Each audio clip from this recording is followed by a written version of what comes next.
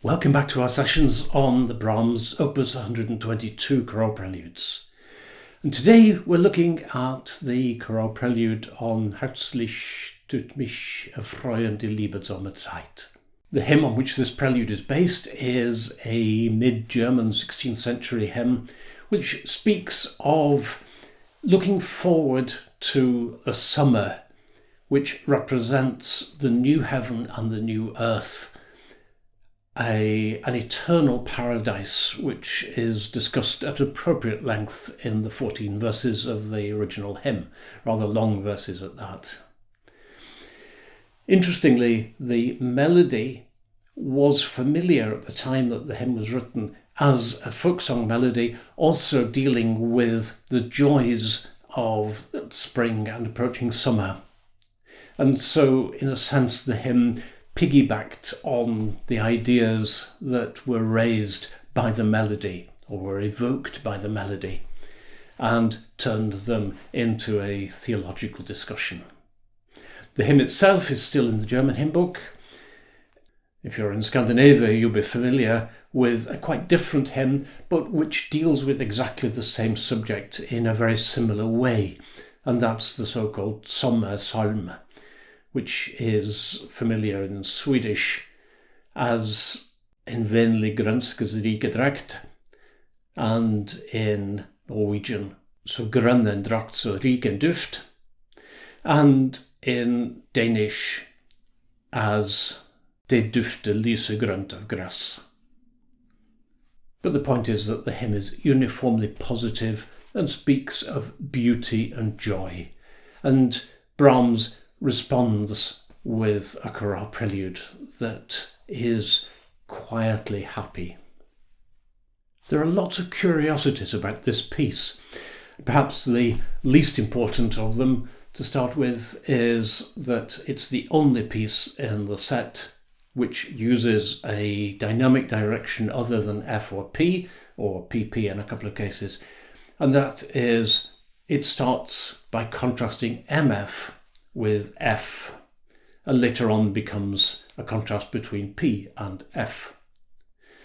Now, whether Brahms means here that we should be using three different manuals, or whether it's actually a slip-up and he's contrasting loud and quiet and just forgot later in the piece that he'd used MF rather than P as the quieter version, I don't know. But let's stick for the moment with the three manuals concept.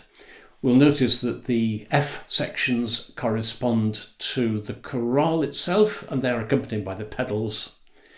The MF and the P are figuration in between the lines of the chorale, although we do notice that they too are based on the chorale melody itself, transposed up a fourth or a fifth as appropriate.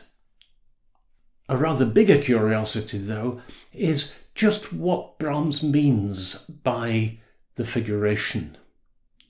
Let's just have a look at the first four bars. Here we can see what looks like a double set of slurs. So in bar 2 there's a slur from the opening D through to the D at the end of the bar. Or is it actually a tie? It's rather hard to tell. And actually, when you come to think about it, these arpeggiated chords are very unusual indeed. There's nothing else like them in any of the other opus 122 preludes. And in fact, although both of Brahms's preludes with fugues, that's the A minor and the G minor ones, do contain some arpeggiated chords, these are slightly different in nature. They're more like Baroque figurations. This actually is far more typical of piano figuration. And if this were piano music, then we would use the sustain pedal in precisely those places indicated by the lower layer of slurs. So just think about that for a moment. I mentioned in another film in this series that in the mid-1980s I had a long conversation with Michael Schneider, who had been a pupil of Karl Strauber, who was around when Brahms was writing these chorale preludes and was known for playing them in the early years of the 20th century, so within the first couple of decades after they were composed. And although Straube belonged, strictly speaking, to a post-Brahmsian tradition of playing, nonetheless, the way in which he interpreted these pieces is extremely interesting and very relevant. And Schneider said that Straube had told him to play these arpeggiated chords holding down the notes longer than the notated value. So rather similar in effect to using a sustain pedal on a piano.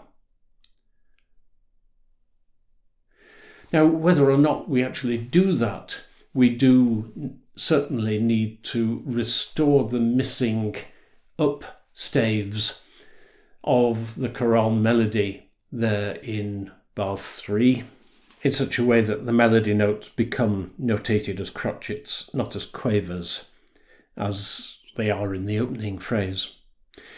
And whatever we do, of course, in bars 1 to 3, we need to do something similar in bars 9 to 11, and then again in bars 17 to 19, where the chorale figuration is put into the left hand. So how about tempo? Well, this is one of those pieces that gets played at a very wide variety of alternative tempi, ranging from rather faster than it can really cope with to laboriously slowly. I tend to think that this is such a pianistic texture that it can be helpful to actually play the piece on the piano and see what kind of tempo feels natural there.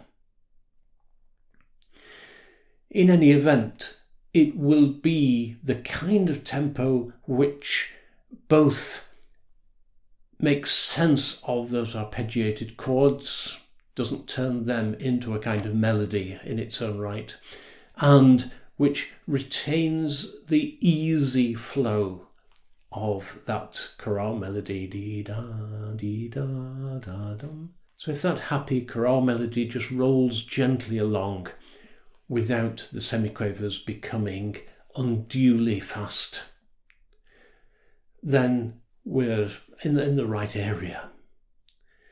You know, when we are playing or talking about Baroque music, we talk a lot about harmonic rhythm as a means of determining tempo, the harmonic rhythm being the rate at which the harmonies are changing. In, for example, bar 7 in this piece, the harmonies are very dense, very complex, they change rather rapidly. And again, if we take this piece too fast, then the ear can't really process where those harmonies are going and the changes between them. So we need just to ease off enough to be able to follow that comfortably. So in short, fast enough to keep it flowing, but slow enough to enjoy it along the way. Really delightful piece.